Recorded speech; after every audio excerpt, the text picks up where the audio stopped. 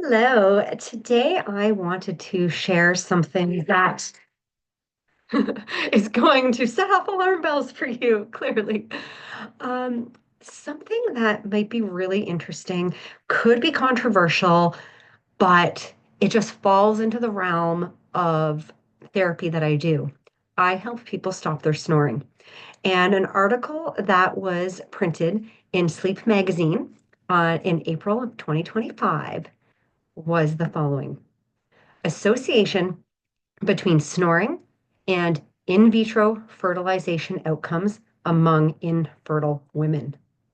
Okay, so if you want to stick around, if any of these highlights stand out for you and you're interested in finding out a little bit more about snoring and how it could be affecting your attempts to have a baby.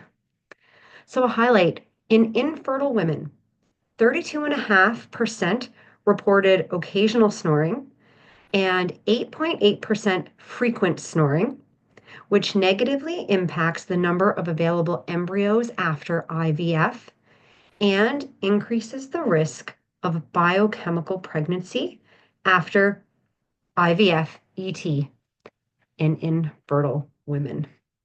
Okay, so the objective of this study was to explore the association between snoring and in vitro fertilization outcomes in infertile women, focusing on embryological parameters and pregnancy outcomes. The methods used are the fact that the study represents a secondary analysis of another study.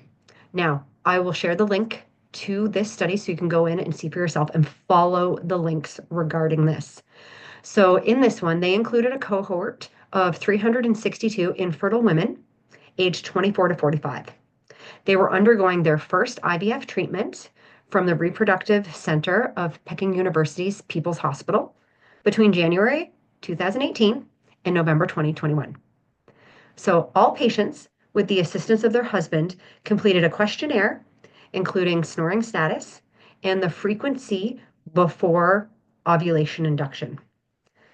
Embryology parameters were evaluated during the first IVF cycle, and pregnancy outcomes were assessed through follow-up. Right, so we'll get into some results before I go to the conclusion.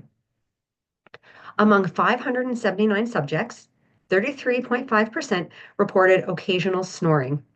8.8% reported frequent snoring. So those were in the highlights.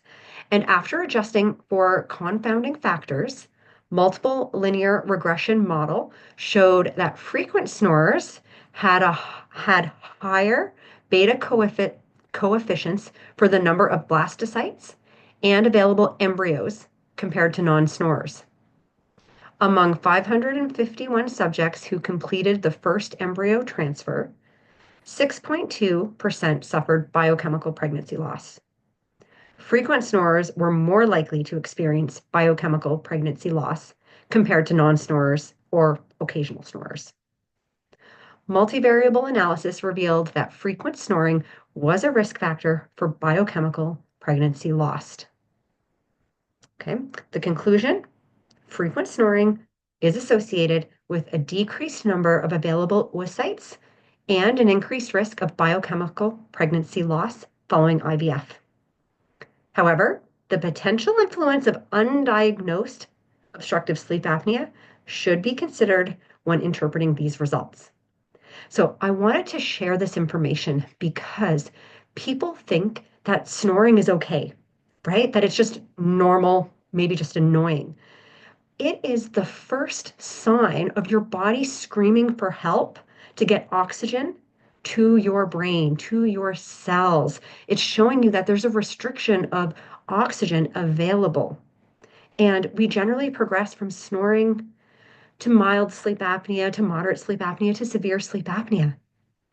What I'm trying to do is I am trying to prevent you from progressing to sleep apnea, something that is a risk factor for heart disease, right? Heart attacks and strokes, for Alzheimer's disease, for diabetes, for anxiety, depression, divorce. It strips years off of your life if you're not getting the oxygen to your brain that you require. And So I help people by helping them figure out why they're snoring.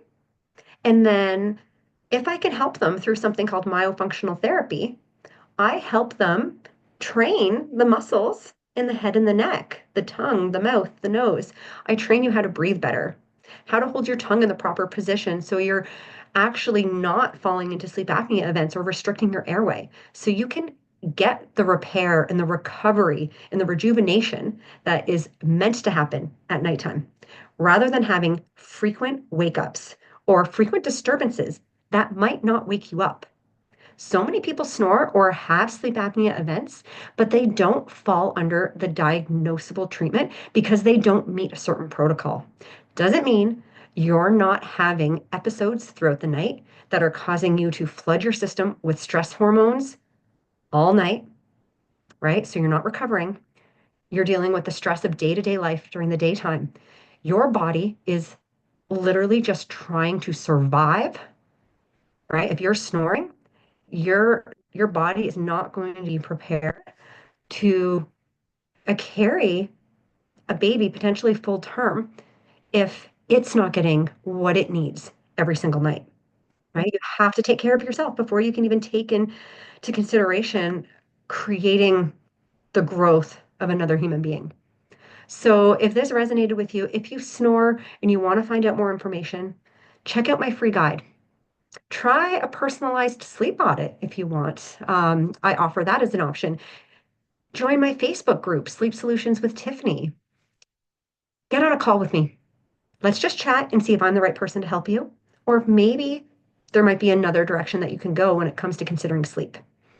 Regardless, I want you to be empowered. I want you to have the information out there to find out what works the best for you. So that way you can be there to live your best life or create the next best life possible. Thanks for sharing, or thanks for being here. And I'm happy to share more information if you wish.